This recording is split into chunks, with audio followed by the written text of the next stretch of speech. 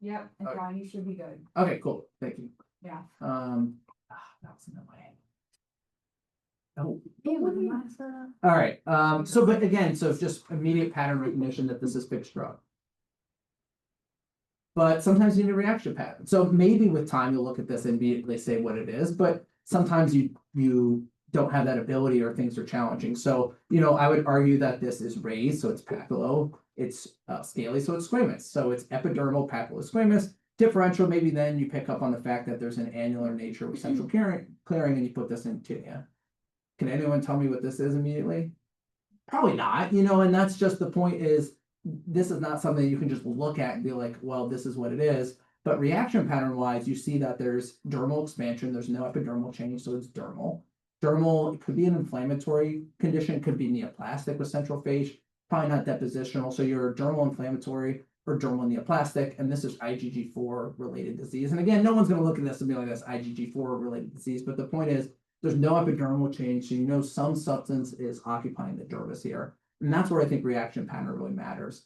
And so the main thing you want to look at, and we still talk about this all the time in consults or in hard cases, is an epidermal and dermal process. And it's not hard to determine. So you just have to see, is there any epidermal change? So scale, which is parakeratosis, crust, which is kind of dried serous material. Blisters, is there pigment change? Is there atrophy? If any of those are true, there's some epidermal action. And if it's not, that whatever you're seeing within the skin is just because there's a dermal or subcutaneous process that's pushing through. And then I know this looks overwhelming, but you'll have these slides. But really, once it's epidermal, you can see there's scale, you see there's blisters, vascularity, whatever, you can break it down further. It's very helpful. So is it psoriasiform, papulosquamous, raised in red? Raised scaly and red. Then you think about psoriasis, lichen planus, tinea, CTCL, pityriasis rosea, pityriasis lichenoides chronica. Is it micro kind of spongiotic where it looks very small and papular, vesicular? Then you say it's eczematous. If it's a blister, then it's vesicular bullous. Then you think about where the split is. If it's tense, it's subepidermal, etc.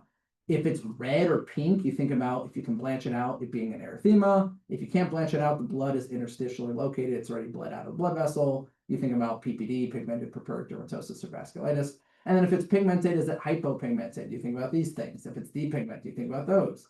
If it's hyperpigmented, you think about another. And in the beginning, it kind of seems like a lot, but if you start doing this with all your difficult cases, you really can break it down systematically. So again, let's just look at some examples. So if you figure out it's epidermal, put it in a bucket and go from there. So what's a classic example of a psoriasiform or papulosquamous entity? So you have this lady. So again, if you look at this and immediately know what this is, I'd be impressed because I feel like this is a differential diagnosis. But what you can see is it's clearly epidermal. Look at the fact that all the plaques are raised. Look at the scale that you can see amongst them. So it's papulosquamous. This is psoriasiform. It's kind of recapitulating or looking like psoriasis. So it's epidermal, papulosquamous. And then if you don't immediately know what it is, you can just roll through a diagnosis. Yeah, it can be psoriasis. It's a little weird. It's not well demarcated enough. Tinea, weird. Anyone have any other thoughts in the papulosquamous camp for what this could be? Yeah, PRP, so pityriasis rubopolaris, absolutely could be. SCLE, subacute lupus is a form of papulosquamous disorder. Yeah, DM, dermatomyositis, it's photodistributed. But again, you're thinking in all the right categories, right buckets, and that helps you get the diagnosis. This happened to be SCLE, but again, this is not something I think you can immediately look at and discern. Maybe you can discern that this is a photodistributed papulosquamous entity. So I think it would be between lupus, maybe dermato. It does coalesce in some places, make you think about PRP. So again, just put yourself in that bucket. What about this? So you look at this, again, maybe with time, you'll probably see that this is well demarcated, kind of geographic. And so probably some type of outside job coming here. But what I want you to get from this is look how it's so micropapular. So I want you to just say that, okay, this is eczematous. It could be atop, it could be contact, it could be subderm, probably not. But again, anything in the eczematous category. And then you see that it's periumbilical, it's well demarcated, it's a little bit hyperkeratotic and brown. So what is this probably? Contact dermatitis, exactly, contact.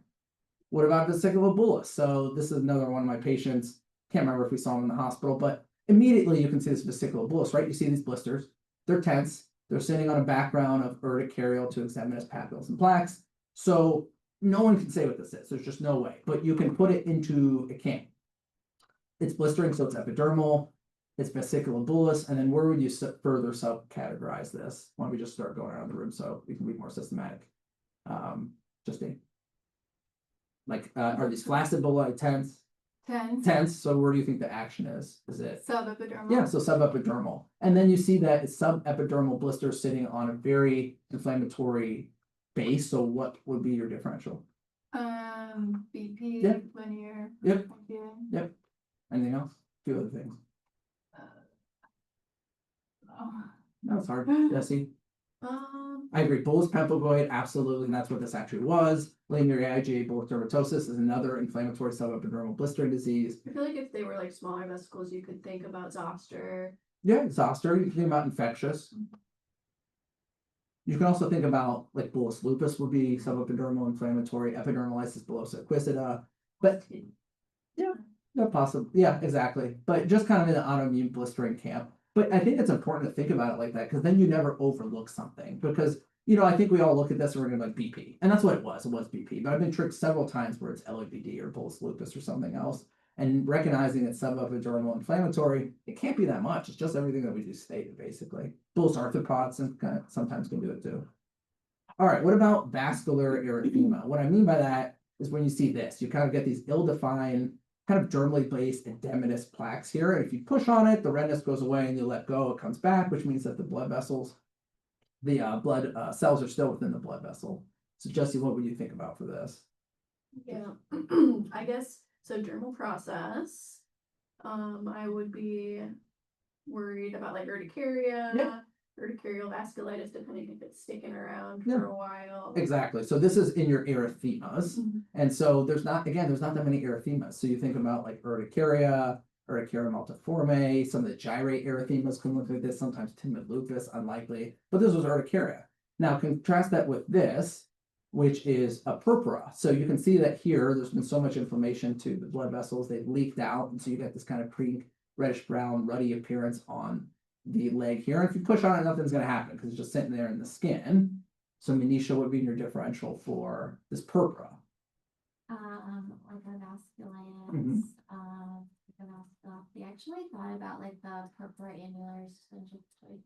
Mayoki, perfect. Yeah, and that's exactly what this one is. And that's why I really love this case in the hospital, because that's exactly what it is. Because you're getting a few clues here. First is, you see it's a purpura. First blush you might be by vasculitis, but then the color is kind of wrong. It's kind of like reddish brown, which implies chronicity, and that the blood vessels have been chewed up and it's a little bit more chronic. And then you picked up on the fact that these are forming rings. They're annular rings like this, and that would be very unusual for a vasculitis to do that. So putting it all together, purpura, chronic, annular rings, this is actually an annular form of myokis, and here's the biopsy marker, sign, whatever. We actually biopsied it was good for PPD.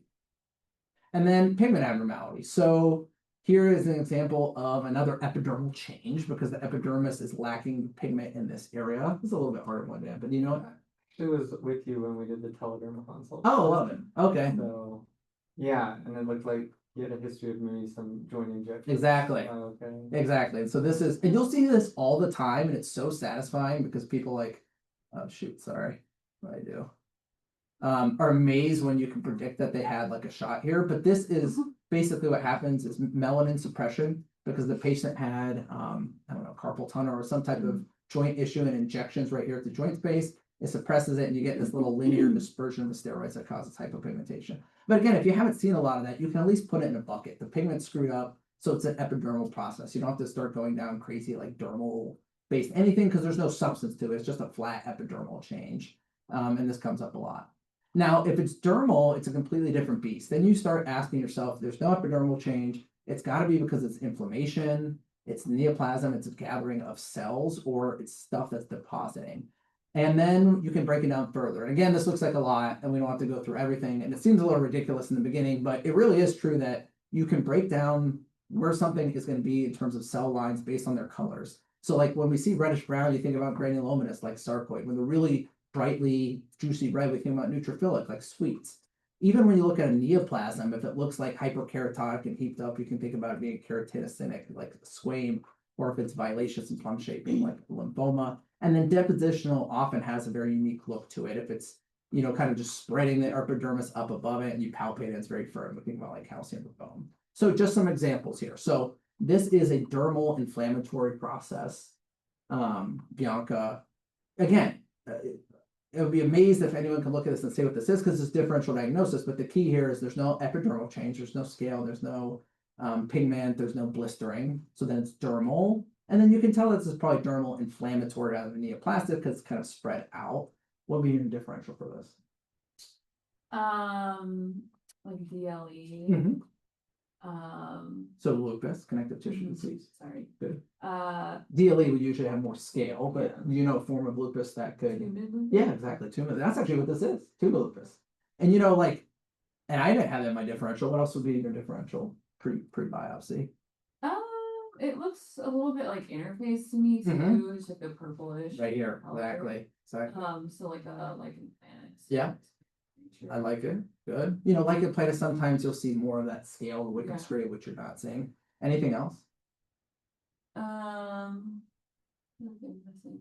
No, you already got the diagnosis. You're not So like, missing it's like differential, Yeah. but Yeah, GA. I actually thought this was gonna be GA, but I think in hindsight, I should have picked up on some of the things that you picked up on. So here it's like kind of pink, but I agree here it's more like purple. It's more purple interfacey. So I think this is a combination of dermal lymphocytes that you're seeing. So down here, they're probably deeper in the skin, and here they're coming up for some DEJ action, messing up, causing it to be purple. So tumor lupus, yeah, really good job. But that wasn't even my preclinical. I thought this was going to be like a form of GA. And then what about dermal neoplastic? Now this is kind of a crazy example, but you can predict kind of what's happening here, right? So there's not a lot of epidermal change except for erosions, but that's secondary to the dermal nonsense that's happening. So this is, I think we'd all agree, would put this into a neoplasm. But Gabby, what type of neoplasm do you think this could be? And I know it's overwhelming and it takes up half this person's face, but you can make predictions. Yeah, I mean, it's pretty telangiectatic, like makes me think about BCC with how ulcerative it is. I think about SCC. Yeah. Could be like an amelanoma, like melanoma. Maybe is that melanin? I can't tell. I've got like posterior border. Perfect differential. Pigmented. I think this was a not to cop out, but I think it was a basal squamous carcinoma, Oh. like where it had half basal, half squamous. But the key is like, even though this is a massive like neoplasm and plaque, it still kind of reveals some of its features. You know, peripherally, it's that keratotic edge of like a squame. Centrally, you got these dilated telangiectasias. So yeah, it's like a squame or a horrible basal squame.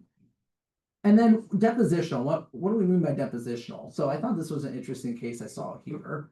And so if you're looking at this case, over time, you'll just learn kind of what depositional looks like in the skin, where it's something, it's like almost someone just plucked it into the skin and it causes epidermal change on top of it. So this is not a primary process that the body is forming, but secondary to what's being deposited. Maybe that's a little confusing wording. Bo, do you know what I'm getting at with this? I don't, honestly. When you have a differential for this, this is pre-tibial, so it's in the shin. This has been very itching. The patient's been scratching their shin a lot. Mm, Does that ring a bell? no. That's okay. You can phone a friend. Phone. Yeah, name a friend.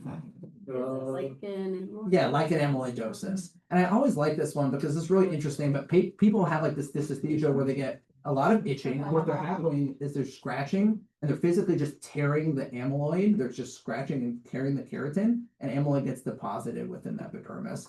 And so just remember this look, because this is almost always what like an amyloid looks like. Sometimes when you get like a depositional mucinosis, it always looks like this. It's just like monomorphic, studded, non-epidermally based papules of like an amyloid. And you biopsy this, it's just amyloid. Nodular amyloid will look similar. Often calcinosis cutis will look similar, except will be like yellow-white because it's calcium. Yeah. Like a mix here, or is that already like? You can see it anywhere. It's most commonly in the upper neck is where it's described. I've seen it on the arms, but that's a perfect example. So lichen myxedematosus is a mucinosis. And so this one could be absolutely clinically identical. This should be on your differential because this could be a mucinosis of lichen myxedematosus. Absolutely. A location. Yeah, exactly. And the patient told me they were scratching, but absolutely. And then what's weird and hard about derm is like everything we said, all those rules are broken for the miscellaneous crap. So retiform purpura, like Dan was asking about, and limitoracemosa, this is where there's something just actually screwing up the blood vessel. We'll talk about it later. Ulcers is its complete different talk, right? You can't look at an ulcer and start saying, well, it's an epidermodermal. That kind of falls apart there. You have to think about it more in terms of what's causing the ulcer, where's the location. What could it be, etc. Same thing for some other things like pustular rashes. Again, a pustule by definition is almost always epidermal. There's neutrophils within the epidermis. You just have to have an approach for these types of things. And these are all beyond the scope of this talk, just because these all have their own thing. But just recognizing Renfrew purpura has its own differential, ulcer has its own differential, pustular rashes have all their differential. The epidermal dermal kind of distinction kind of falls apart from that. Does that all kind of make sense for everyone? I think this is really helpful over time, but where were we? Right? Yeah. All right, so walk through. So what I want you to do for these cases, sorry, these are the ones I used last year, so sorry for anyone who's not a first year, but I figured repetition. But immediately give me your gut impression when it flashes up, like you might know what it is, and then go through the reaction pattern. So any thoughts on the diagnosis? Zoom in a little bit. And if not, so I first thing came in my head was like EAC. okay, sounds good. And then go to your reaction pattern. Yeah, so it is, I mean, it's peak. I've not seen a lot of like epidermal Yeah, change. there's no scale, there's no crust. So Yeah. probably not epidermal, so it's probably dermal, right? Dermal, yeah. So then dermal inflammatory, dermal neoplastic, dermal depositional. Yeah, and definitely annular, Sure. some or central clearing. And which of those buckets would you put in? Inflammatory, neoplastic, depositional? Inflammatory. Yeah, probably inflammatory. So you're at dermal inflammatory. Now go back to your gut impression, EAC. What's EAC typically? Where is it? That would be in the peplous squamous. Yes, that's epidermal. So you can immediately, so like you had a gut impression, but then you talked out to yourself that this is actually dermal inflammatory, so you can pretty much chuck EAC out the door. So keep going. And it's gone. Yeah, gone. Never just thought about it. No, it's okay you thought about it because your brain picked up on the annular ratio, right? But then if you go on your reaction pattern, you can see, no, it's probably not EAC because there's no scale. And so this type of reaction pattern building, we do all the time. You're like, well, I considered EAC, but then there was no scale. Like whenever you say that, that's what you're doing. Yeah. So what could it be? So we're dermal inflammatory, annular. It's like GA. Yeah. Sure. That's what it is. It's granulomedullary, right? You put it right there. You got into dermal, inflammatory. Maybe we can, start getting cutesy and thinking about subtype of like cell. It's kind of pink. I'd argue here it's kind of reddish brown. And so granulomatous, so GA could fit very well. Anything else that would be on your differential prior to biopsy or treatment or anything? Yeah, I mean, I was thinking like SCLE, but that's outside of the dermal. Right. bucket. So SCLE would be scale, but any other form of lupus that could look like this. Like that was a good tumor. Yeah, tumor lupus. This would absolutely be tumor lupus, like the case Bianca just did on the neck. 100%, I think this could be tumor lupus. Anything else? Dermal inflammatory. What I got right now. Okay. Are these patches or are they plaque? I don't remember. Plaques. Are they? They just look so flat. But... They're probably raised. There's probably enough inflammation that these are palpable. Is that atrophy or just old skin? Here. Yeah, that's a really good pickup, actually. It's a really good pickup. Because what that could apply if what another thing would bring in differential. Yeah, morphia. Morphia, and I actually thought it could be CTCL sometimes also gives you. Doesn't actinic granuloma too? Yes. Give you like a wrinkled appearance. Yes. Really? And actinic granuloma or annular elastolytic giant cell granuloma, which is basically like an actinic form of GA. And I think that's the best diagnosis here. It's actinic granuloma or granuloma annulare, where it's granuloma annulare, but it's kind of a souped up form where you get this atrophy. So you're exactly right. Well, this is real here.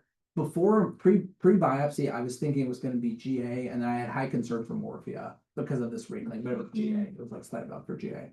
So yeah, really good pickup. And then this is a secondary epidermal change. So this is a primary dermal process that's secondarily causing some epidermal change. So it's a hard one, but good. All right. I am sorry for not. Oh, you have this like Oh. I'm glad at first year's game. I actually forgot that. No, I just got so funny. I'm so scared. Tell a story after. Okay. He's scared for that. I Thanks, remember that. Dimple. I feel like I guessed 1 million things. That That's fine. but it's Multiple cases in a row, didn't you, that were like the same Yeah, diagnosis? everything. So gut, um, when you look at it, I was putting it in like a vesicular bolus, like a transpola. sure, So agreed. D or an arthropod bite, or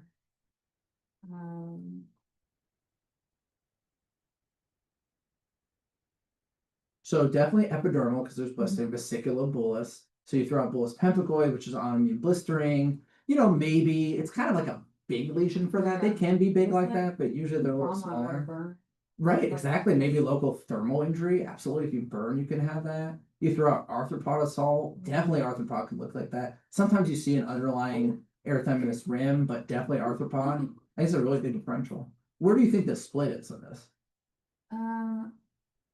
If it's like this tens, I was thinking like epidermal Yeah. or.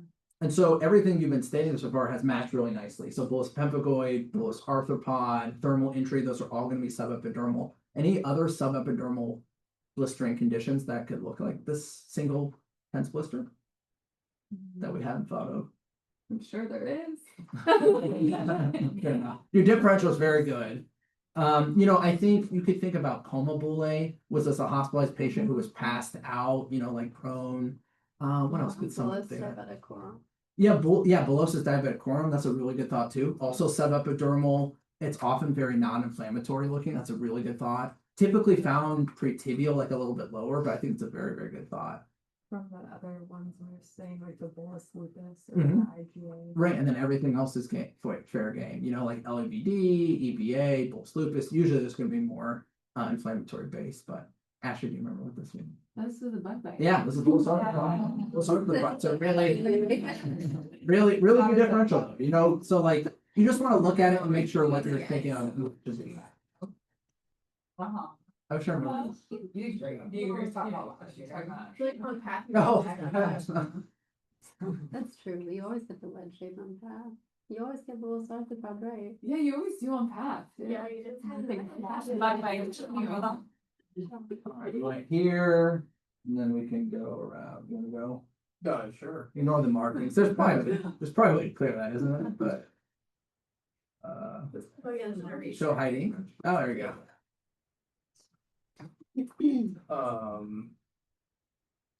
I'm remembering what we talked about earlier. It's like vascular. Yeah, so blood vessels are dying, right? Yeah. And then they're bleeding. So do you remember what we call that reaction pattern?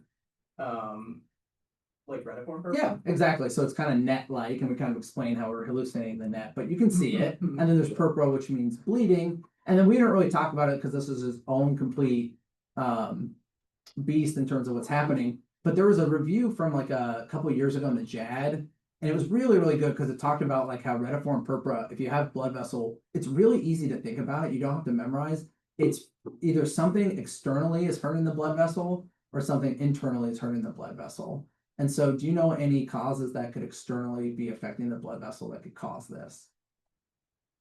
So something on the blood vessel wall either depositing or like immune complex deposition? yeah, absolutely. So vasculitis. So if it's immune complex deposition on the blood vessel wall, it'll screw the blood vessel up and it'll die. So median vessel vasculitis, IgA, ANCA vasculitis, lupus, rheumatoid, cryo, absolutely. So vasculitis could do this because this is a differential, right? No one knows what this is because you can't know what it is till you biopsy it. So vasculitis. Anything else you can think of that could find its way into the wall that can do it? Not sure. So infection can do it. So like a really bad infection. So you think about gram-negative sepsis. So Pseudomonas that's crawling into the wall, and then we call it thymic gangrenosum. Staph can do it. Leash, weird infections can do it. So vasculitis can do it. Infection can do it. And then what if this is an ESRD patient? Yeah, calcium access. And so it's calcium. Calcium is depositing in the blood vessel wall. It's causing luminal narrowing, and then the blood vessel dies. So if you think about retiform purpura killing the blood vessel wall, it's vasculitis, infection, and calcification. Those are the three main causes. But that's all blood vessel wall stuff. You can also get plugging internally inside the blood vessel that causes it to die. And can you think of some causes there, Brad? I might cut it off. Like vasculopathies, Yeah. like platelets. Exactly. So platelets, like if you have HIT, heparin-induced thrombocytopenia, thrombocytosis, anything else that could cause clogging.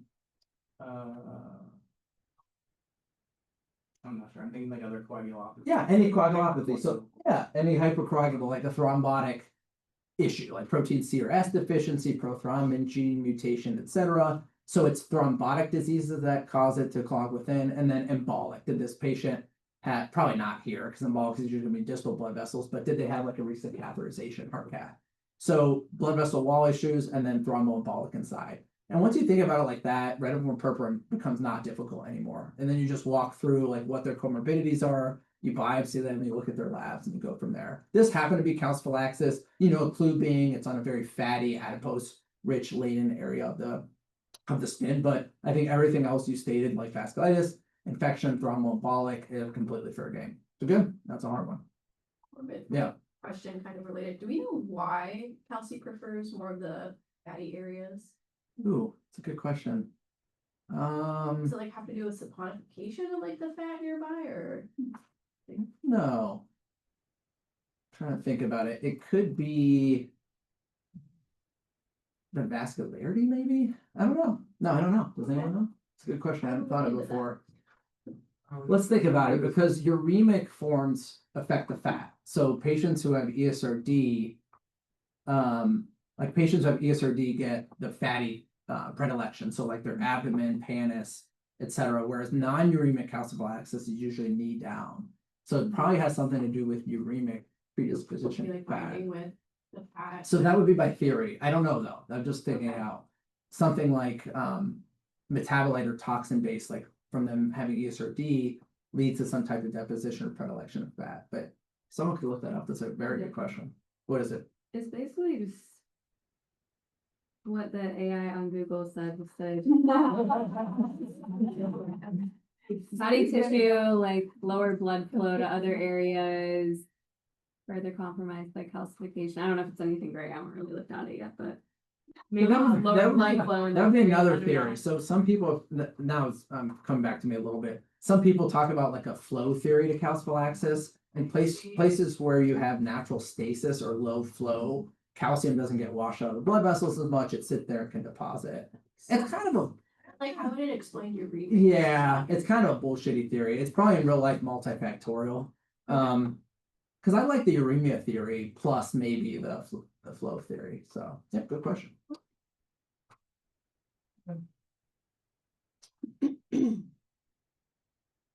Thoughts? I can't tell. It's like. This is a heel. Yeah, it's a foot. Mm. It's your pathology. Uh, Any immediate gut impression? It's okay to say.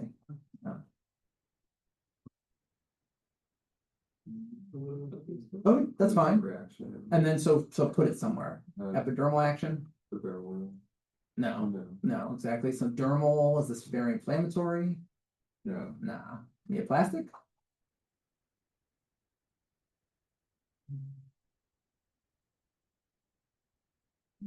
Yeah, it's not good for that either, right? Like this isn't a cell, so that leaves you with depositional. So this is probably something that just plucked in the dermis that's pushing up in the epidermis.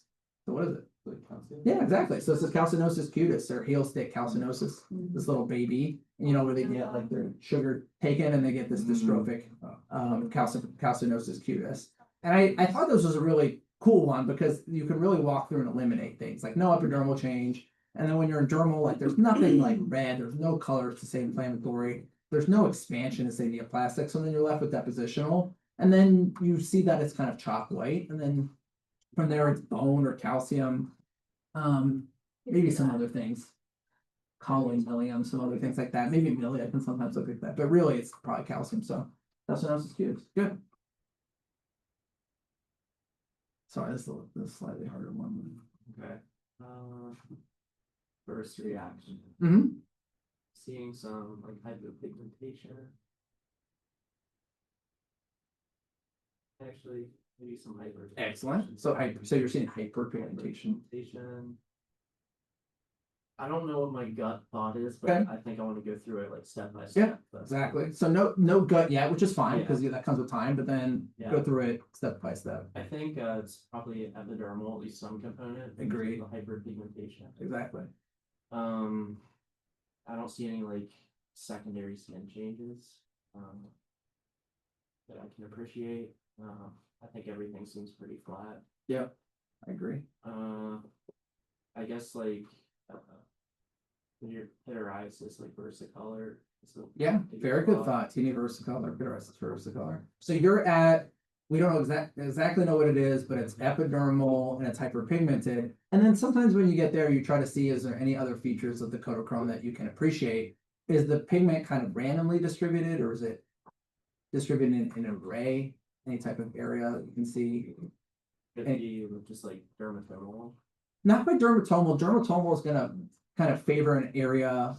Oh, it's temp- okay, it's intertriginous, like, Yeah, so it's intertriginous and then it's reticulated. You see how if you look at the brown spots, you can form kind of these rings. You see how they're all forming these rings?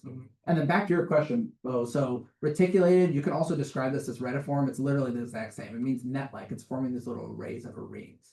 So right there, if you just told any of the senior derm residents here that the patient has a intertriginous, hyperpigmented, slightly scaly reticulated array on their chest, they could probably tell you what it is just from the description without looking at it. You just don't have to know what it is yet, but that's fine because you put it in the right bucket.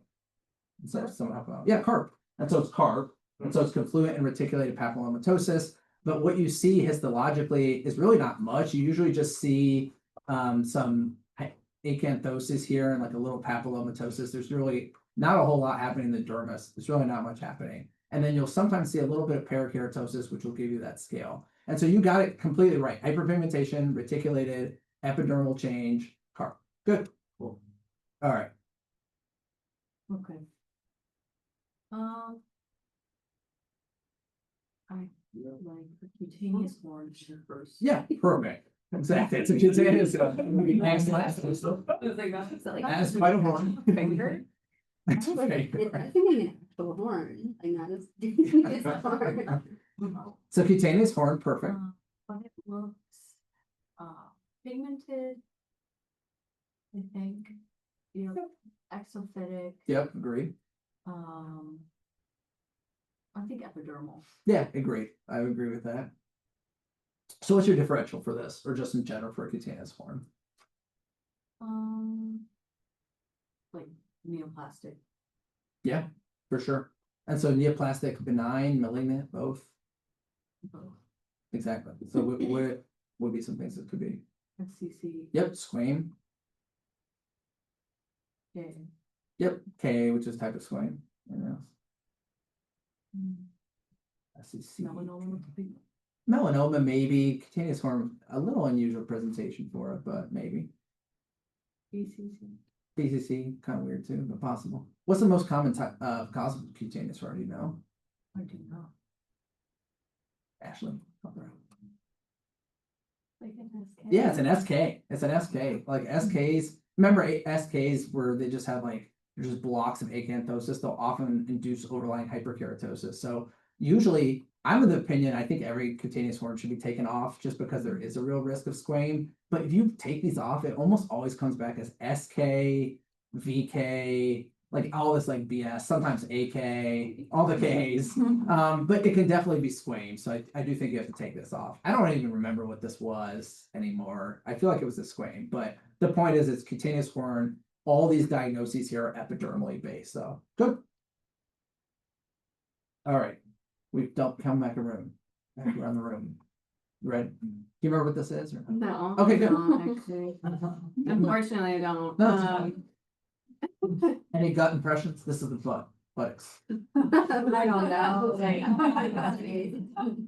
like an HSP or I don't know. I'm kind of weird for that. I'm sort of like vascular process, maybe. Okay. All right, so a lot of giggles in the chat, Abby. All right, so No, this is a hard one. definitely- Again, no one's gonna look and say what it is, but as you can see, I biopsied it. So I think if I was gonna put it in one of our categories, it kind of does have that more like purpley vascular look to me versus maybe dermal. I would agree.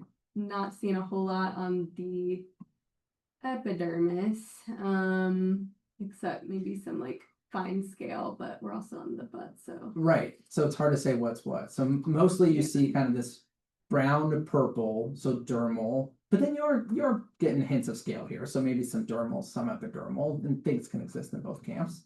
So focusing on the dermal, what path does this take you down?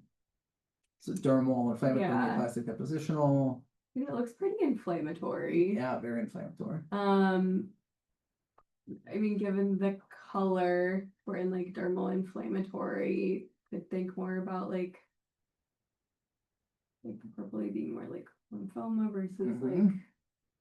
less likely like connective tissue. Yeah, Like for a lot of our Okay. patients in the hospital, I think like you could also add like infection, like leukemia cutis, sweets in there, yep, possibly. exactly. And so you've gone down kind of a pathway where it's dermal, and then you mentioned a lot of entities that are inflammatory and neoplastic, right? Where the inflammatory cells are neoplastic. So you said leukemia cutis, lymphoma. What type of lymphoma could present with kind of reddish purple plaques, especially on the buttocks?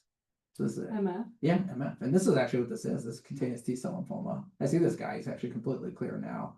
This is MF. And I really like this one for a lot of reasons, but most of the reasons are kind of how you identified it. So it's a mixed pattern. So here you have a lot of dermal change, but there is true epidermal change. So you can see, I think it's a little much, how everyone has, like, especially old guys kind of get like that crusty dryness throughout, but I think it's a little much. So I think there is real scale, there is real parakeratosis here. And then when you go down the inflammatory route, I like how you went through things that were inflammatory and neoplastic too.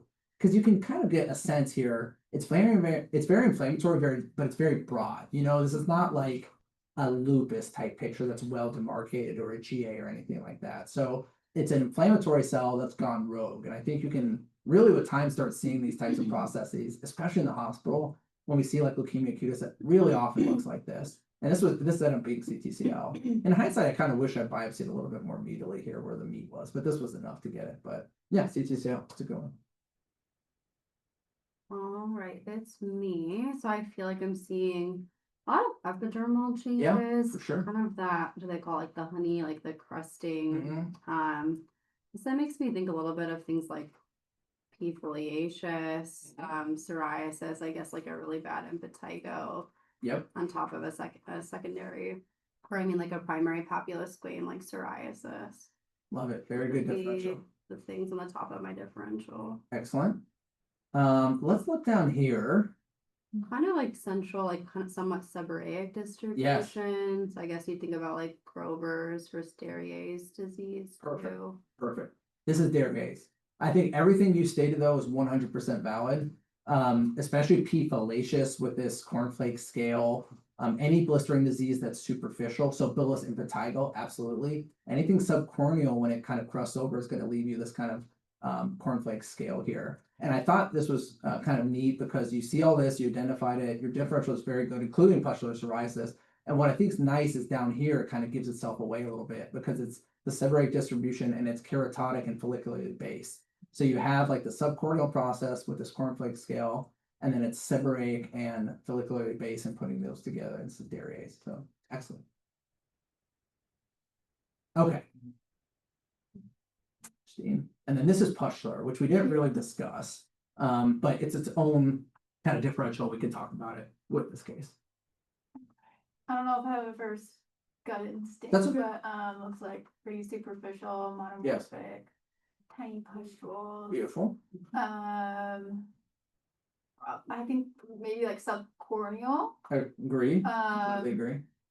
So I guess I think of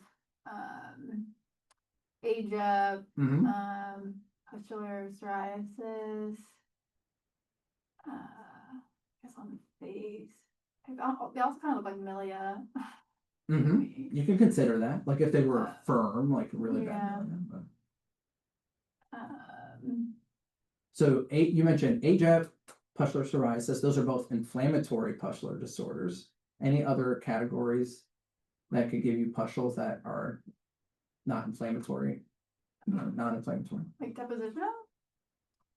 Or I don't know. Not depositional, but think about maybe like even like an immunocompromised patient or someone in the hospital. This might be a little read my mind, but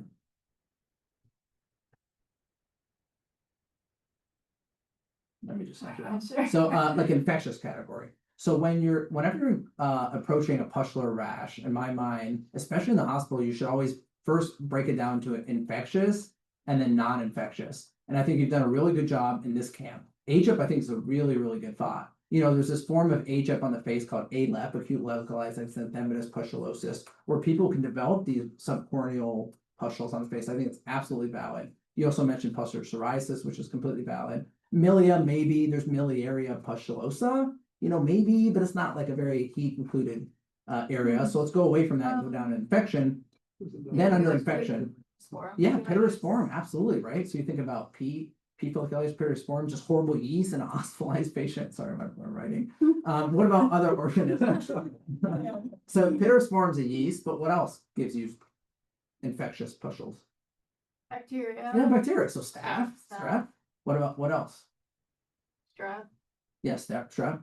So we're in yeast, bacteria, one other big infectious organism. Viral, exactly. HSV, VZV. I've seen pustular reactions to those multiple times. And then there's a fourth one that's kind of unique. So what do we say here? So we said viral, yeah, those two other things. Very unique in that we usually only see it in people whose like immune systems are kind of screwed up and they'll get like this really diffuse pustular rash. And it's an organism, not usually infectious, but it just kind of hangs out. Do you know what I'm getting at? Not Demodex. Yeah, Demodex, Okay. Demodex. And Demodex can look like this. I believe that's what this is. Every year I give this and I can't remember it. But I'm pretty sure this was Demodex. And yeah, this was Demodex. I remember this case now. And it was really interesting because this was, I think, a transplant patient. Their immune system is really screwed up. And the way to prove it's really easy. There's subcorneal. You just pop a pustule, put it on a slide, and Demodex, and you can take a second, look it up. But it looks like this little dumbbell. It's like this little oval shaped dumbbell. And it's really satisfying because you give them like one dose of ivermectin and they completely clear. And this patient cleared the next day with ivermectin. But the best way to walk through it is just how you did, infectious or not infectious. HIP or ALEP, yeah, but maybe they don't have a fever or white count. Pustular psoriasis, but no history. Miliaria pustulosa, but not included. Then you go down to everything else. And I think everything else infectious wise is valid. So I would send for bacterial culture. I would probably send for VZV, HSV, and then I'd put it on the slide and see if it's pittosporum and Demodex. Good. All right, last one. Okay. Well, we have appears to be pigmented. Maybe mostly dermal, but with the pigment change, maybe some epidermal change as well. There's kind of like a brownish red hue around it, Yeah. which sometimes you see that, I think, with histiocytes and granulomatous things. Perfect. Like a dermatofibroma or a DFSP. Excellent. Perfect.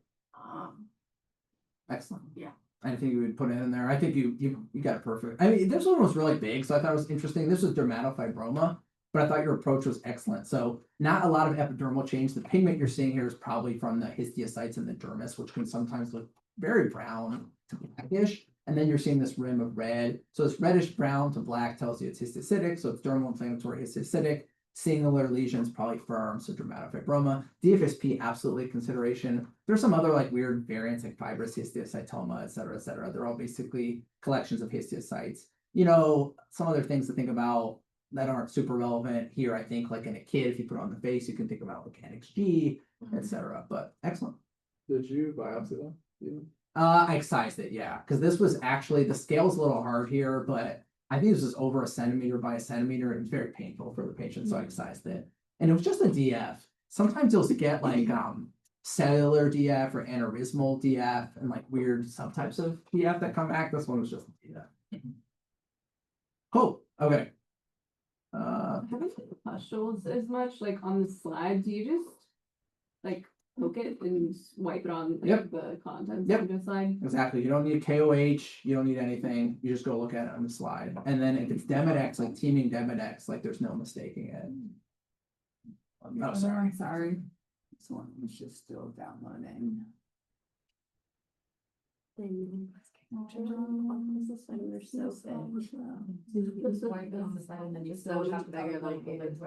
you don't have to. You don't have to put any liquid. No, you just look at it. You guys need a break, you want to power through. Try to finish. Let's see, we're still recording.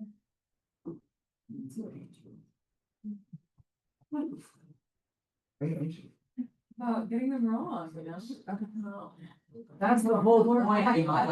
It's not about, Humiliating. it's not about what's, I will never forget about this. not about what's right or wrong. It's about getting there.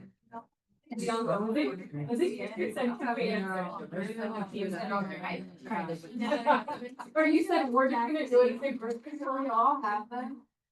Yeah.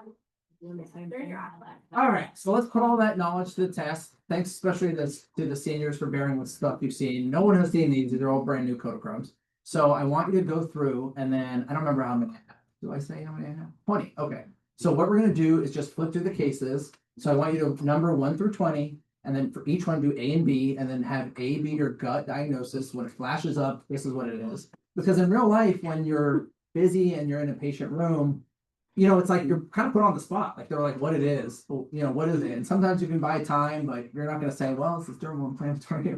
But so it can be helpful to try to get through, being able to hammer home and try to figure out what they are. But then sometimes there's very difficult ones, and when we're on consults and some other complex clinics, it's helpful to do it that way. So you write down the first one is like the gut and the second one. First one is your gut. When you just see it, you're like, okay, this is lichen planus, this is psoriasis, this is tumor lupus. And then your second one is, well, based on where I'm seeing it, I think this is dermal inflammatory, histiocytic, The pattern. granulomedullary. And the thing is, once you write your A and your B, make sure they match up. Like that one case we're talking about EAC, and then you get dermal inflammatory lymphocytic or histiocytic. Wait a minute, that's not EAC.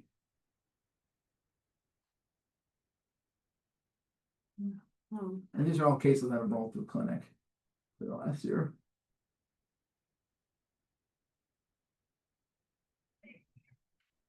Or maybe the hospital, but I think it's all clinic.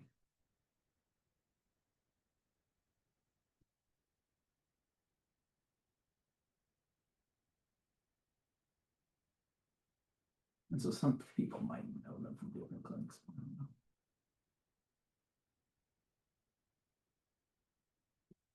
don't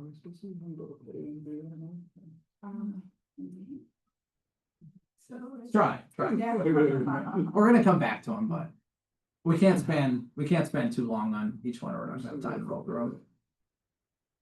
At least get A down, get your gut. I love this case. This one's impossible. If anyone gets this one, I'm gonna buy lunch for you, but this is the only case of this I've ever seen in my career. I thought this was so cool.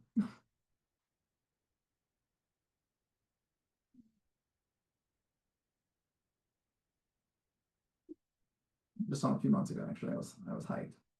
So I took a photo.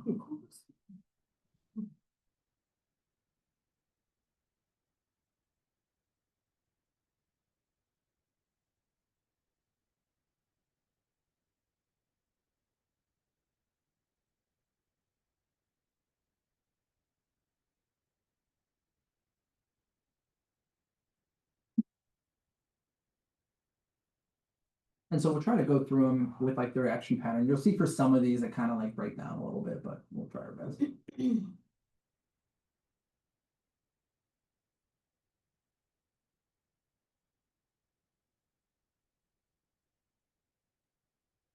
Beads.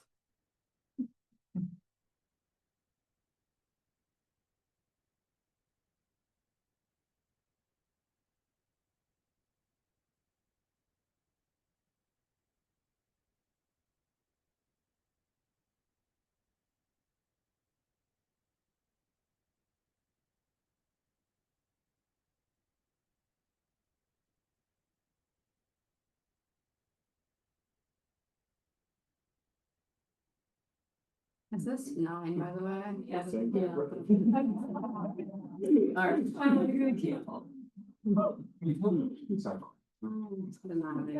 What's that? Exactly. Where are we? This is 10. This is the breast. Oh. Those look like an elbow. Oh. I think it's Elmo. I was like, Tailhead.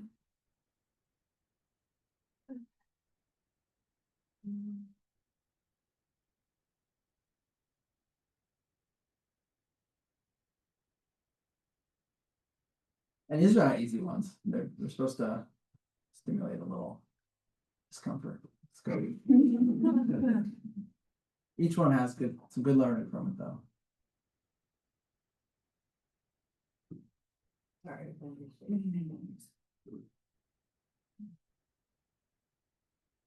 This hospitalized patient. The yellows. The also.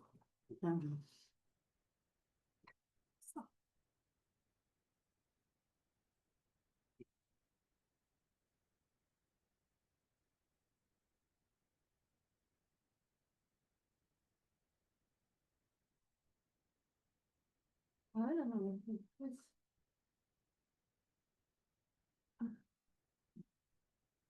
I don't know if this is awesome. Yeah. Correct.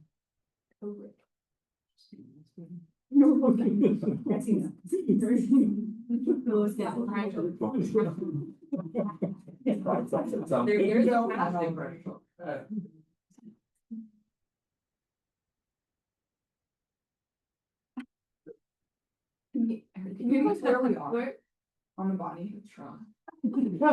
Not yet. console. So this is an East patient. Oh, no, I don't know if that's true. Rash.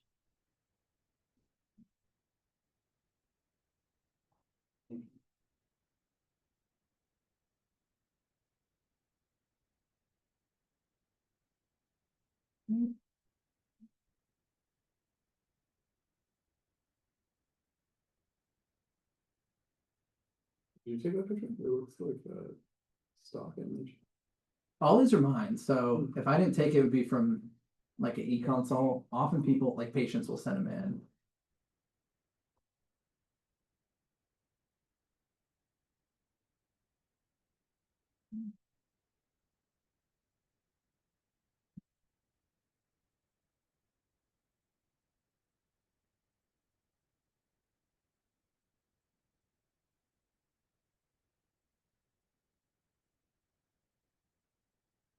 But each of these has, and we'll go through them obviously in a second, but like a few kind of hidden clues that we're trying to get there. It's a good one for really training your eyes to see everything.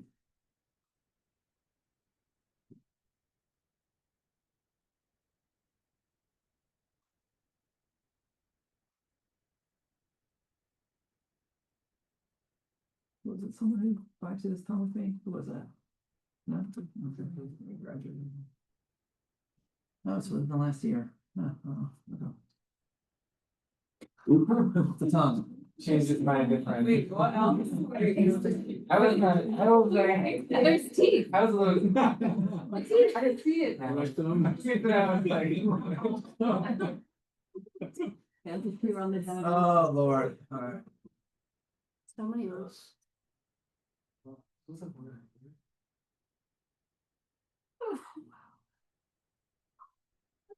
All right, let's roll through. So gut, and then reaction pattern, and then I know it's a little tedious, but really, I think a good description would be helpful here. You know, sometimes I remember when I was a med student, it kind of drove me crazy, and when they would want you to say like there are multiple well-demarcated, oval, smooth, reddish brown, yada yada. But I think in these cases there are some nice, good like hidden clues as to what's going on with the diagnosis. All right, Justine, Larissa. Wait, we finished. Wait. No, you got it. Go ahead. Okay. So do you have a gut diagnosis? It's okay. It's like I was thinking like lupus. okay. So yeah, description. I'd say multiple ill-defined brown to purplish, I think, blacks. Good description. Like it's mostly on like sun exposed areas. Yes. Good pickup. So photo distributed, brown, maybe quasi gray, maybe quasi blue. You can kind of hallucinate with some time. Yeah. Okay. I think it's a dermal process. I agree. And I was thinking more inflammatory. Yep. Agree completely. So then you're just in your differential. Purple. What's that? Yeah. No, go ahead. What were you saying? So dermal inflammatory, so something inflammatory is damaging cells such that they drop pigment, probably, right? Is that a reusable theory? Yeah, Anything that could be, I think lupus is a good thought. I think with lupus, I would like to see it maybe a little bit more inflammatory, like a little bit like brighter pink, even in Okay. an Asian person, you would want to see like pink to purple. Maybe there's a little bit here, but I think the predominant color that's coming out is blue to gray, kind of like damage from something rather than active. So maybe burnout lupus could be considered. Anything else? do medications? For sure.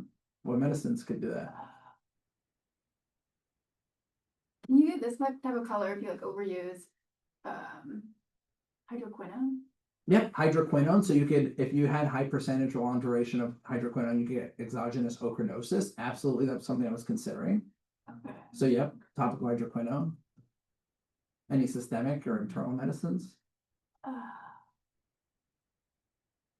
Not that I can think of right now. So there's like a differential for this. Do you know, Jesse, Yeah, some? minocycline and amiodarone. Yeah, so minocycline, Hmm. amiodarone, calcium channel blockers like diltiazem, hydroxychloroquine, cyclophosphamide, daunorubicin, etc. What if I told you this patient had a history of rheumatoid arthritis? And is on hydroxychloroquine. Is there like a specific name for that? No, it's just hydroxychloroquine Okay. induced hyperpigmentation. And that's what it Okay. is. And you got there because you immediately picked up there's not much happening epidermally, it's dermal, probably inflammatory, something caused some inflammation, but now you're seeing most damaged pigment, and then it's photo-distributed. And then I looked in the med list and she's on hydroxychloroquine and she's been on that for years. I did do a small biopsy because she had used hydroquinone in the past to make sure it wasn't exogenous Hmm. or ochronosis. And it didn't show like the banana like dermal plaques of that. What do you think it showed? If this was hydroxychloroquine induced hyperpigmentation, what do you think we would see histologically?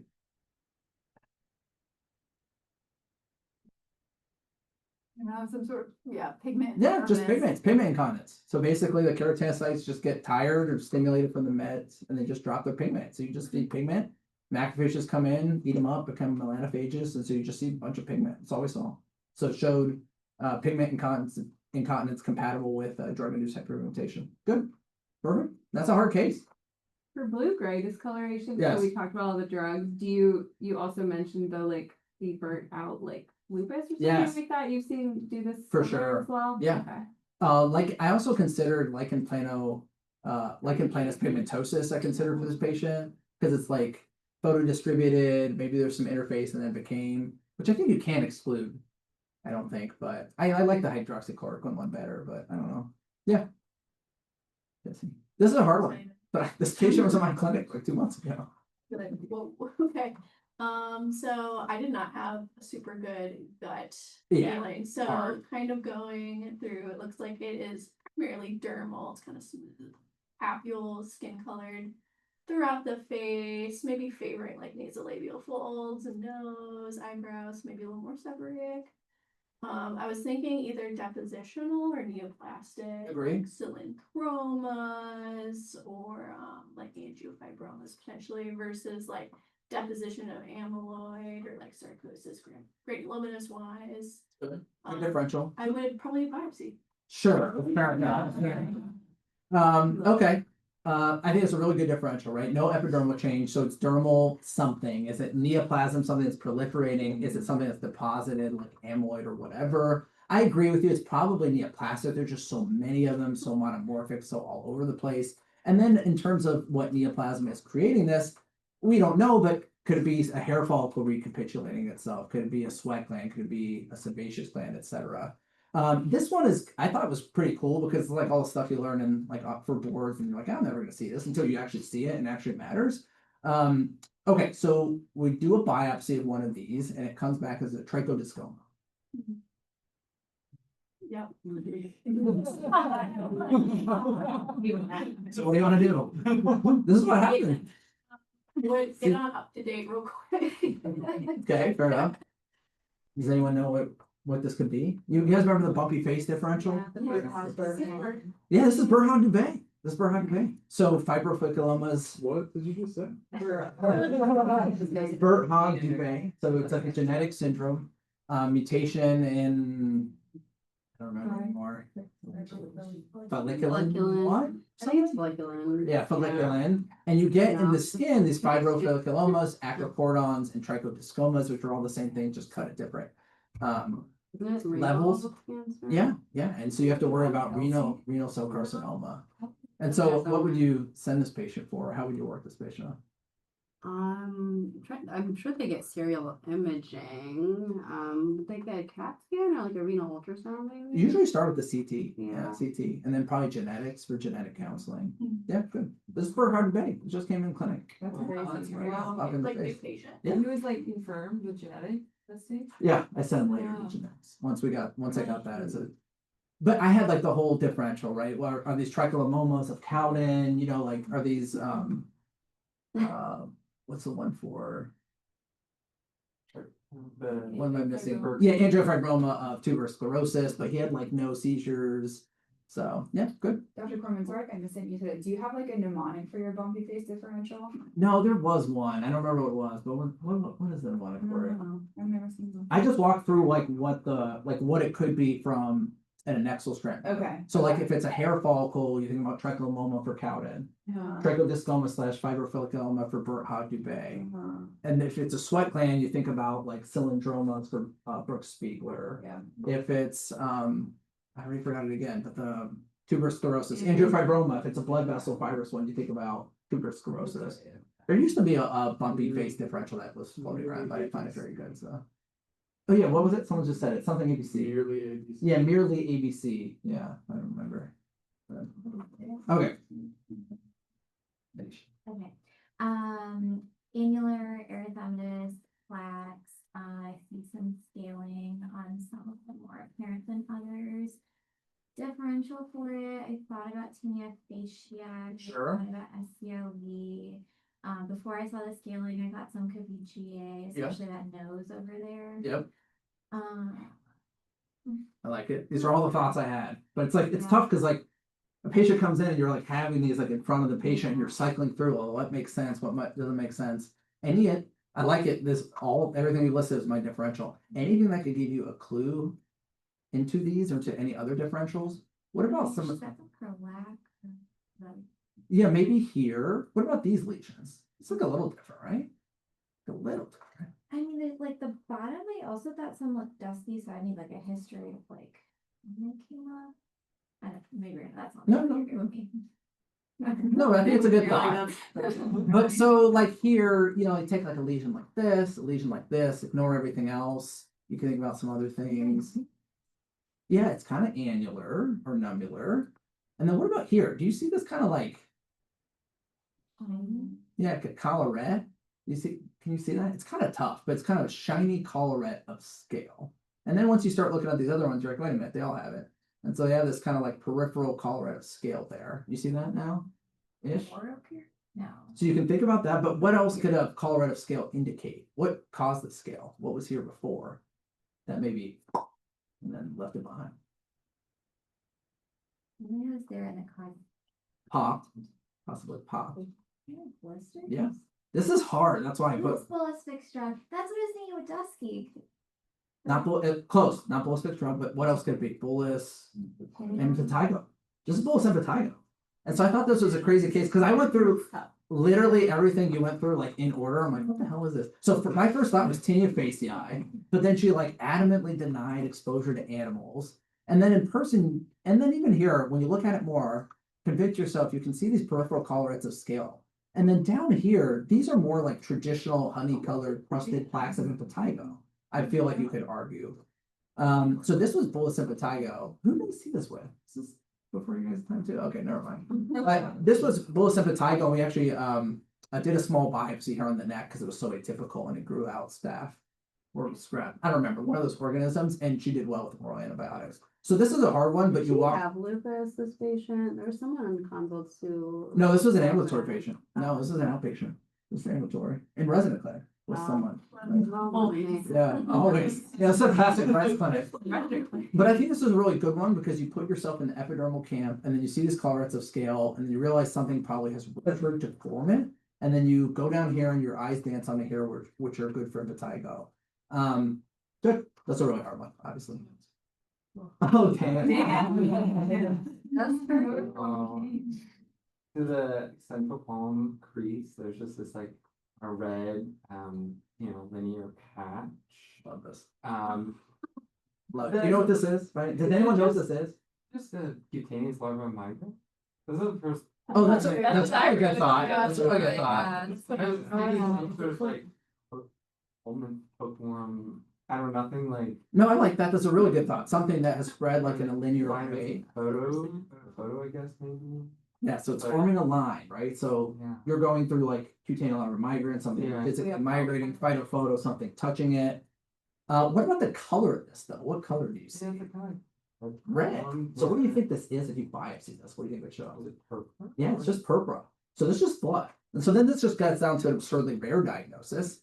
And so this is just purpura that's following the creases of the palms. Does anyone know what this is? This is a really rare condition, but it actually has like a name. And I saw it once and I geeked out. So so this is, but you got it, Dan. So it's linear. I think everything you consider was fine, but then you zoom in on it, you realize it's just purpura. It's just bleeding in the palmar crease. And this has a name. It's actually known as Aschenbach's syndrome, if you look it up, Aschenbach's. And basically what it is, it's totally benign syndrome where people get rupturing of their capillary loops within their palms and they get purpura within their palmar creases.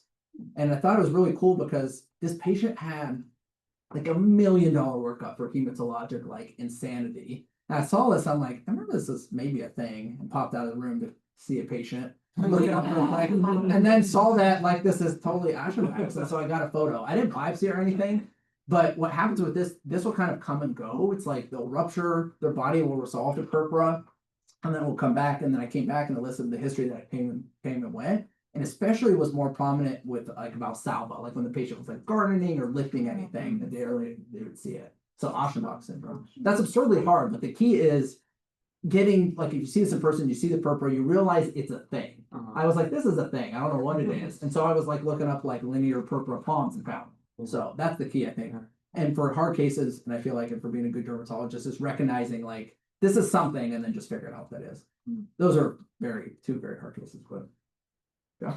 Okay, I think I'm up next. So initially I just thought psoriasis, but then going down the reaction pattern. Epidermal, I would say with the scale.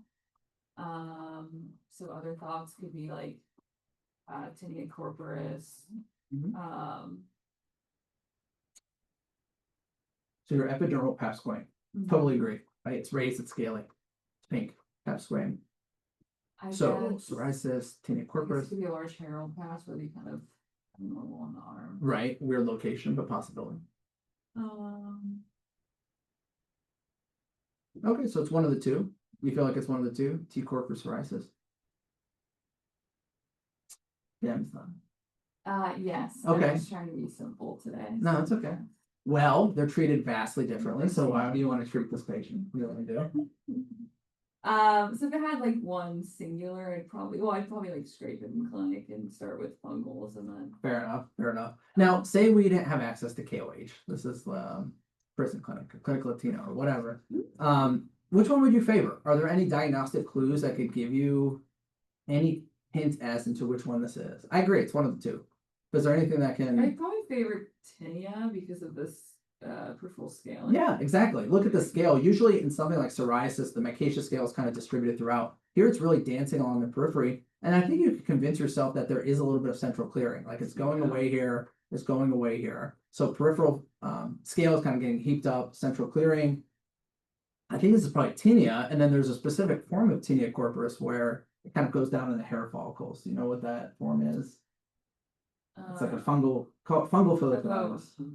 Yeah, Meioki's granuloma always looks like this. And I can't tell you how many times I've seen this and it's called psoriasis, but we can pick up on the peripheral scale, central clearing of it. So Meioki's. And so how do you want to treat this person?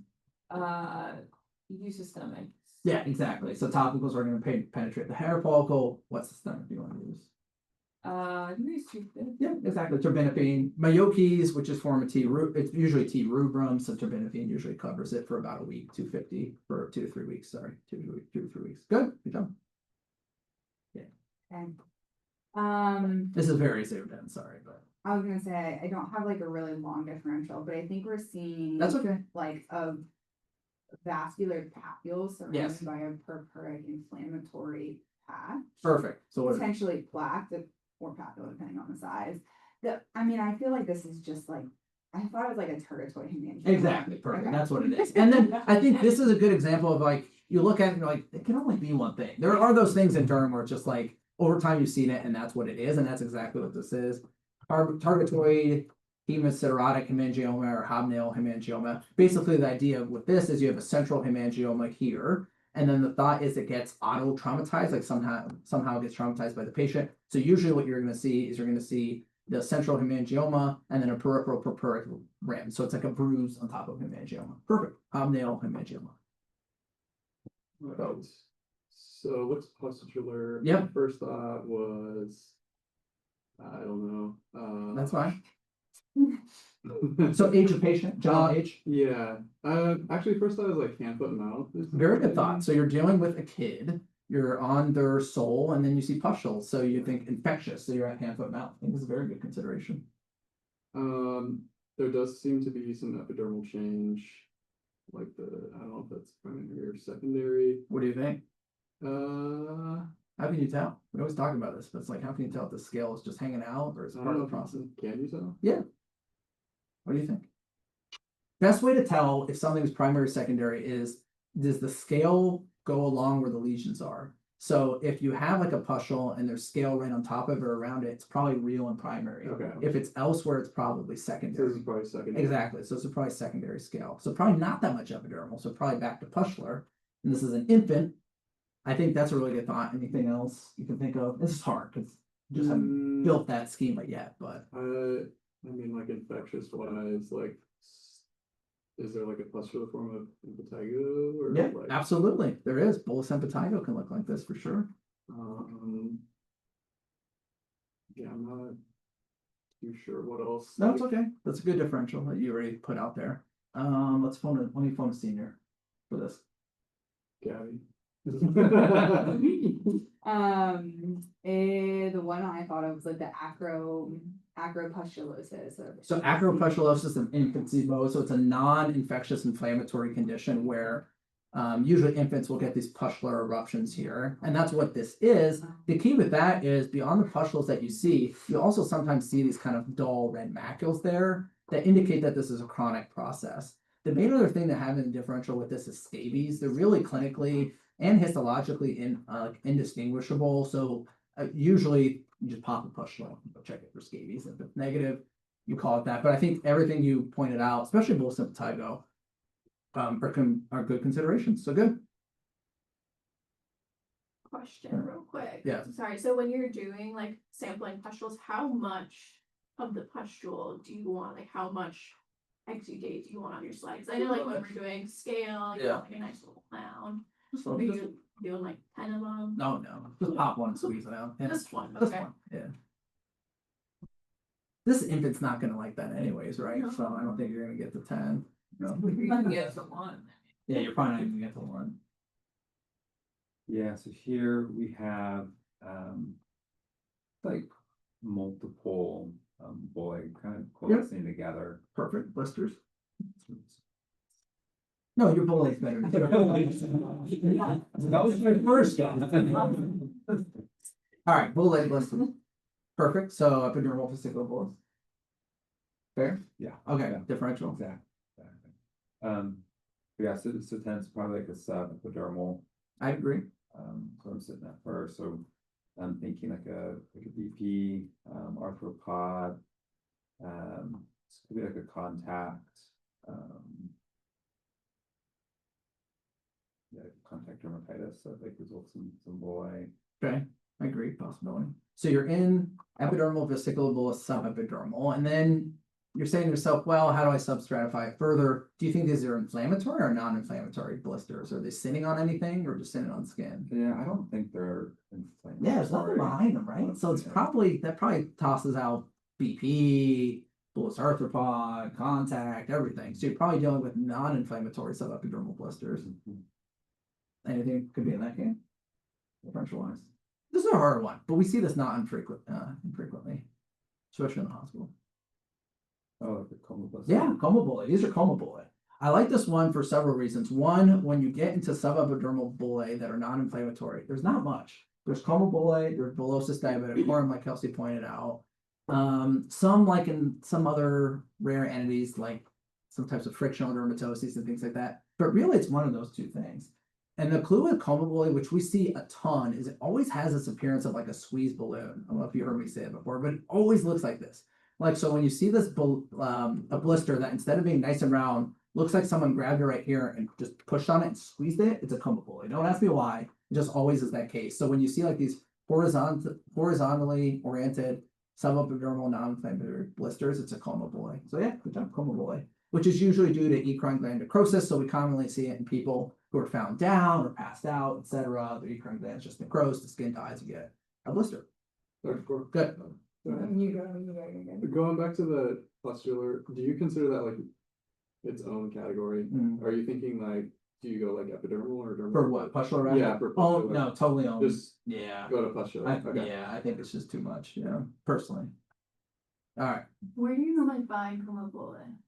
So typically it's going to be on the extremities. Like most commonly, you're going to see it like in the arms. Like someone passes out and they're laying like this, and you'll see coma bullae like on the So it's floor. kind of like where there's, so it's not under, it's not like. It's not pressure points. It's not like a D-cube ulcer. It's just where someone's been passed out a lot and they happen to just put pressure on that area. So not usually over bony prominences. It's just where someone's passed out and it just squeezes their eccrine glands and they just die and then the skin dies. Yeah. So this one was, it's so zoomed in, but I think like an arm maybe. This was an e-consult patient, I remember, because they were like outlining it, thinking it was infection. I'm just gonna say a funny story. We were on consults one time. This patient went like the inside of the arm, and you're like, for sure, come on, bullets. See the squeeze balloon appearance. Yeah. You're like, that's crazy. How would they have fallen on the inside of their arm? Then some IM resident did this like insanely in-depth history, and they had like fallen onto like a wheelchair, and the wheelchair was like pressing on Love the it. inside of the arm. See? And you're like, Pathology don't lie. I love that. Pass that on a wheelchair. Remember the squeeze balloon? I have no idea why, but I see that in every single case at coma bullae. Okay, let me flip this back. You'll go in 1 second. Manisha, let me flip this back to you. This is tinea facie. Exactly, tinea facie. So very hard though, right? But you can see how both of them are so similar, but just jumping, because we're running, just to compare and contrast, I think I like this one because it's epidermal, it's scaly, it's pap squam again.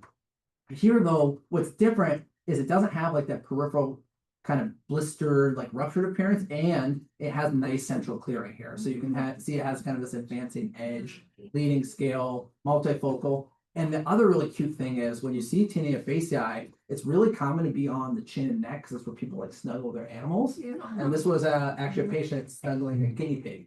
That's really hey,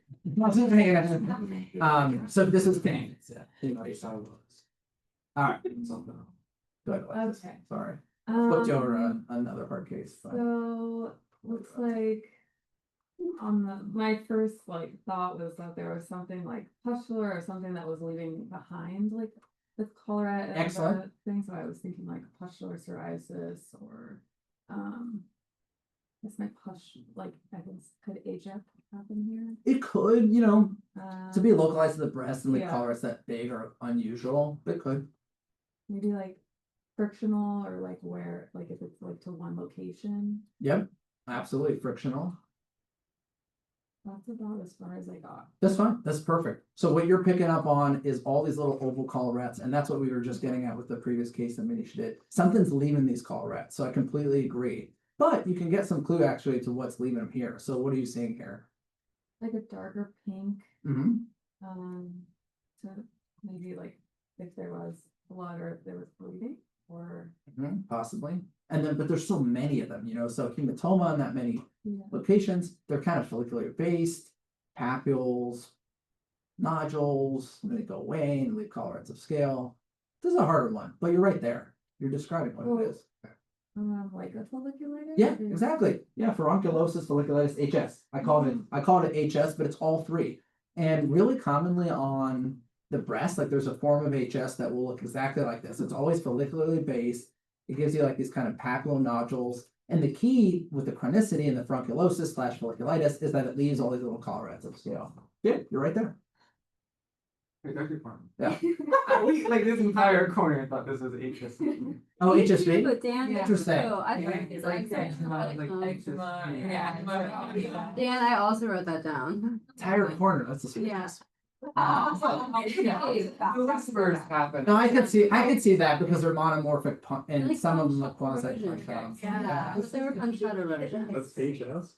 Yeah. Yeah. All right, I could have given more history. These are very chronic. Well, here, how about this?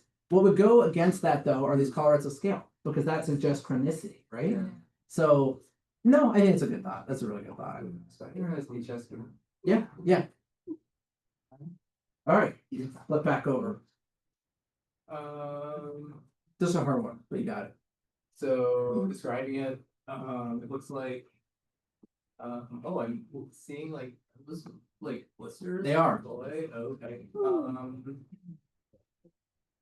These are bullet. And can't tell if that's, I mean, I guess there's some scale around there. Yep.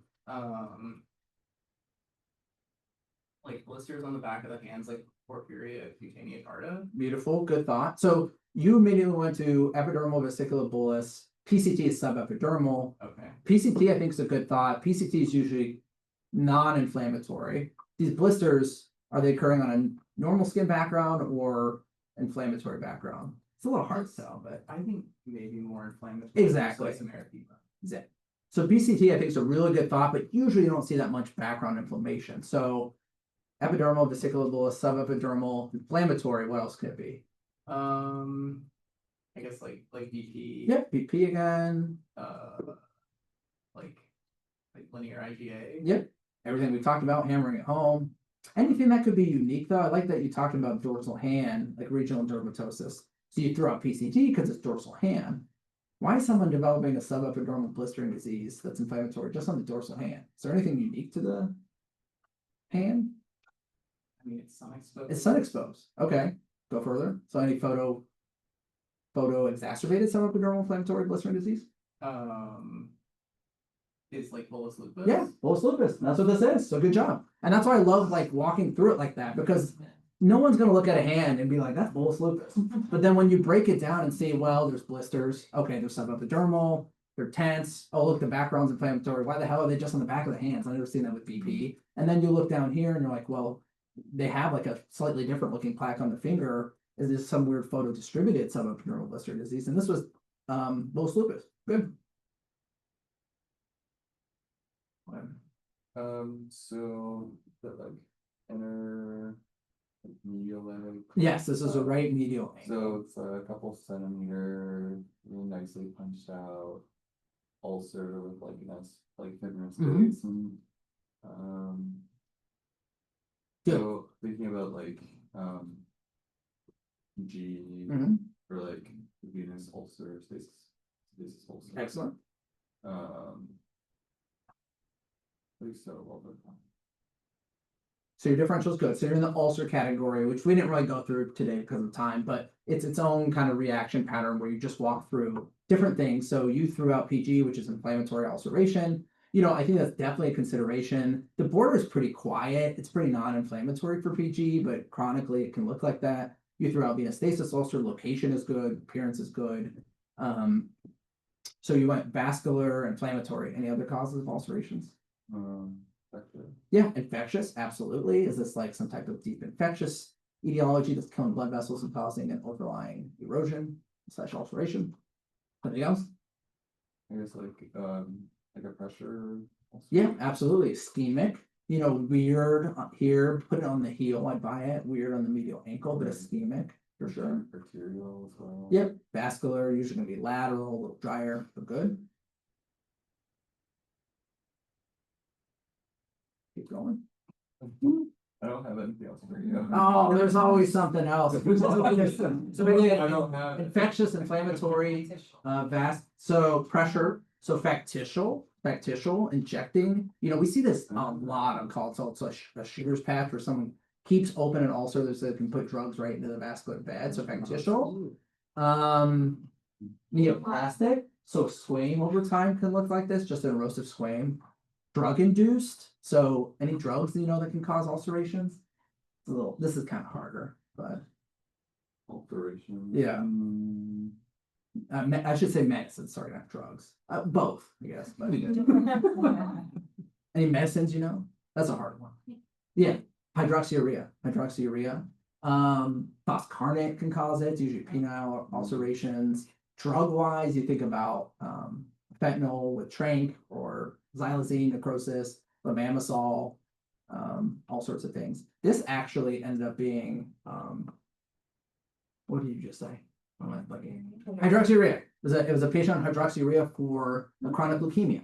And they developed this ulceration. There's not a really great way to prove it because the biopsy is often non-specific.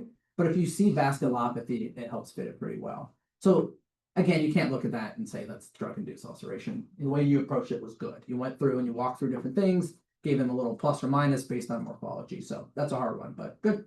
For inflammatory versus non-inflammatory, also like, so this has like background erythema. Yeah. But when you're talking about that, you're really just looking at like the border, Exactly. like considering PG. Exactly. All we're talking about that for, right? Exactly, because Okay. any type of ulceration is going to have some type of background erythema, right? If you just took like a knife and made an ulcer, it's going to become inflamed because your skin's like, what the hell is happening here? But you want to see that erythema along the border here, and this is pretty quiet. So we had suspicions. I think this was a consult patient. We had suspicions it wasn't going to be PG because it was so quiet, and so we did biopsy and showed vasculopathy. And they actually held his hydroxyurea for other reasons, and it got a lot better. Yeah. Yeah. I'm gonna do my best here. I have to phone a couple friends. That's fine. Okay, so I'm looking at like the poorly demarcated, hyperpigmented patch. Mm-hmm. And not much else that I can appreciate. Okay, I would agree with that. So this looks like, is this below the knee? This is, I think, is the crease of the arm. Oh. This is the left AC. Totally off. This is a very hard one. Yeah. I biopsied it and then laughed, and I'll tell you why, but So I think it's definitely, it's not epidermal. I agree. I would. There's nothing happened, right? There's no scale across. Yeah, so I would point us towards dermal. Want to know like if it's like blanching or not? I don't know. I don't know. Let's say no. Okay. So this is like an IV site, which I guess I'm thinking maybe this is like, I don't know, maybe some like hemorrhage of some sort. Good thought. Yeah, really good thought. Was this patient just having IV and this is like some hemorrhage or, hemosiderin that's getting chewed up? Yeah. A little weird. It's kind of like broad. Yeah. What about the shape of this? So you see erythema. Mhm. Is it randomly distributed or what's the erythema doing? Mm. What am I drawing? You're drawing a circle. It's annular. This is a hard one. I biopsied this and still have no clue. So it's annular, right? So we're in the annular erythema differential. Mm-hmm. What could be the annular erythema differential? Like granuloma annular. GA okay? Big GA for sure. Phone a friend. Okay. Senior. Would you consider this inflammatory looking at it? For sure. It's pinkish brown, right? Something's happening here. Gabby said in there. Erythema migrants, yeah. This was erythema migrants. This is why. And I didn't know that at all. I was like, I laughed because sometimes it's non-specific, but there are a few like specific pathognomic features, like a lot of plasma cells, which you shouldn't get up here at the AC fossa. So the pathologist actually said if there's a clinical concern, really think about Lyme. And then I went back and actually got a history. And it turned out they had a tick bite. Oops. But when you're not thinking of it, you don't ask these questions. I actually was thinking that this might be morphia because I thought there's like a peripheral rim. I was kind of hallucinating atrophy, but this, yeah. So I was thinking this was going to be morphia, but this was Lyme. This fooled me pretty bad. So you got a hard one, unfortunately. I had a case of like leukemia fetus that looks like that with like the NQROX, like For sure, something near neoplastic. I thought this was going to be something bad, to be honest. I thought it was morphia or something weird. I thought about CTCL briefly, but then it was Lyme, of course. And then I checked the titers and confirmed it and felt like a moron, but that's a hard one. Why don't you try this one? Maybe not any easier, but this is the back. Oh. What do you say? want me to go again? Yeah. Okay, I'm seeing stuff like. I don't know if this is much better. You Yeah. described the other one fine. Like poorly demarcated erythematous. I would say maybe a plaque. It looks like there's some scales, so I'm thinking like maybe some elevation. Yeah, maybe. I agree. Probably a but- little elevated, yeah. But yeah, there's overlying like fine white scale Excellent. throughout. Okay, it's on the back. Yeah. So it's kind of this pink. You say poorly demarcated, maybe, but to me, it's right here and then it's not right here, right? Yeah. Okay. So I argue it's pretty well demarcated. Well demarcated. Yeah, it's Okay. almost like, you see that? Have your Yeah, eyes yeah. look at normal skin. Here it is, normal skin. It's like you can draw a square around this. Yeah. Okay. Okay, so square shape, well demarcated erythema on the back, Mhm. perhaps the central back. Mhm. Anything come to mind? Maybe it's like a dermatitis. Yeah. Eczematis, dermatitis Yeah, of exactly. some And it's- sort. Yeah, it's Could be like, I guess, allergic or irritant. Yeah. Contact derm. Yeah. Maybe if there's been like something sticky or like adhesive in that area on the back. contact dermatitis. Yeah. Exactly. And this is exquisitely itchy.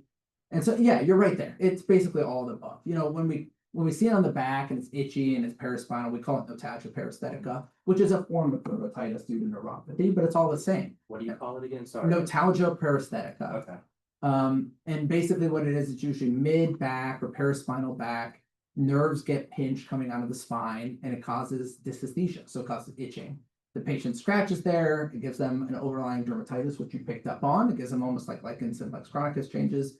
It makes it itch more, they scratch, they itch, and they just get in the cycle here. But the key here is everything you said. Look how well defined it is. Here it is, and then here it isn't, right? And so it's right there, and it's almost always like a circle or square shape on the back. So, yeah, good job, dermatitis / notalgia paresthetica. All right, good.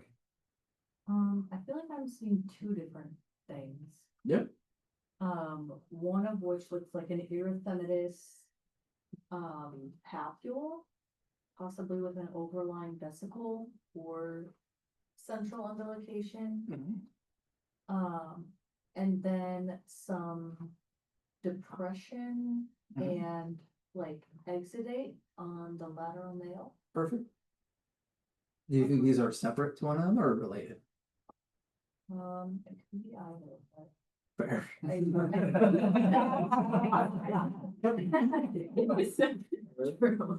think probably related. Yeah, so why don't we go down to the nail first, or do you have an idea of what this is before I walk you through it? I don't have an idea, but I feel like that is giving me like infectious. Okay, so maybe infectious. So where are we sitting here? This is normal nail, this is screwed up nail. Right. And so the nail plate is disrupted. Right. Now we know that the nail plate comes from the nail matrix, and the nail matrix lives 2/3 under the proximal nail fold, and then 1/3 peeks out as the lunula. And so for the nail to be screwed up like this, there has to be something proximal to it in the matrix that's causing it to be screwed up, right? Okay. So screwed up. Well, wait a minute. Here's the something that's causing it to be screwed up. So this bump here is probably sitting on the nail matrix and causing it to come out all funky like. Now, the other thing is, if you look at where this bump is, it's sitting right over the joint.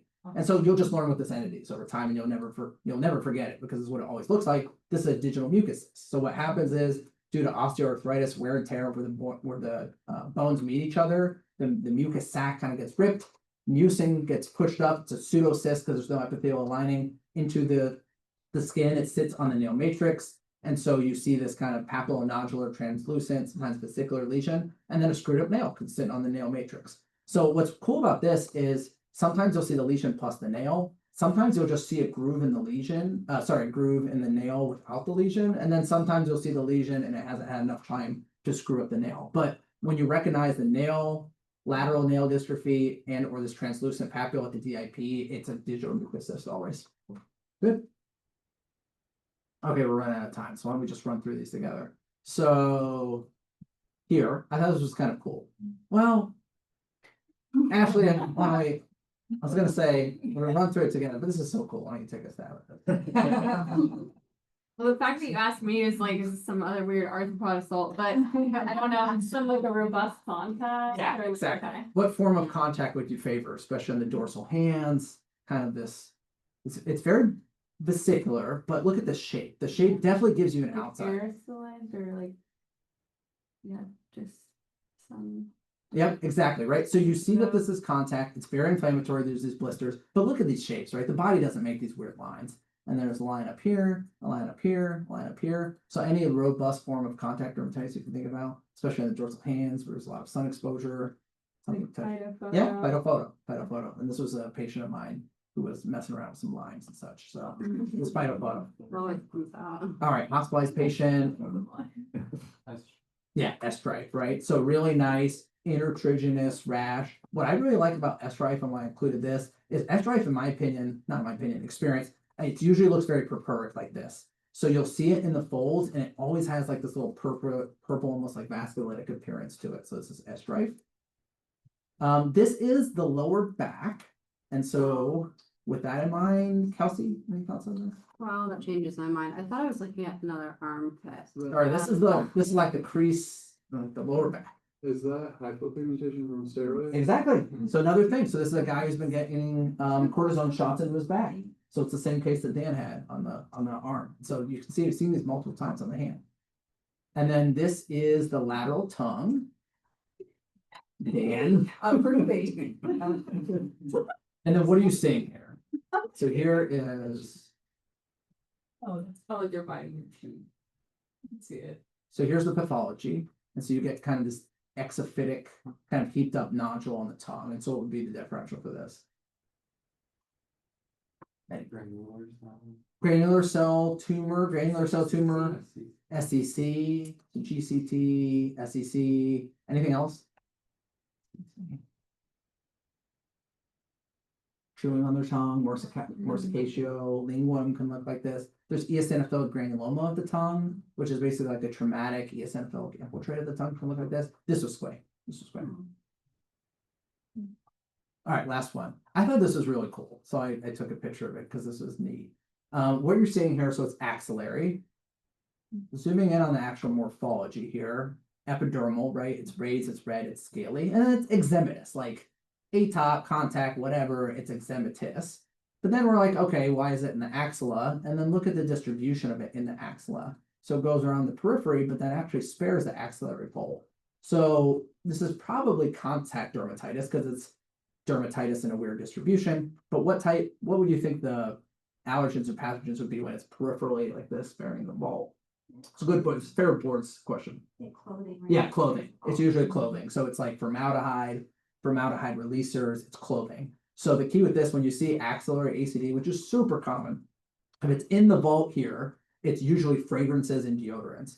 If it's sparing the vault and in the periphery, it's usually due to clothing, and it's usually formaldehyde releasers. And they love this. Well, loved it, I guess 6 years ago. But it's so askable, right? Because in a board's question, they're not going to ask you if this is axillary ACD. They're going to assume that you figured it out. They're going to give you this Kodachrome and say, what's the most likely allergen? You're like, shit, I just knew it was axillary ACD. But then you have to realize they're going to feed you one of the formaldehyde releasers. I'm already blanking those names, but they're going to feed you those names. What are the names of them? Yeah, but that's they're going to ask you those second order questions, you know. So like they're going to give you fragrance, so choose that. You got to choose one of those formaldehyde releasers. Okay.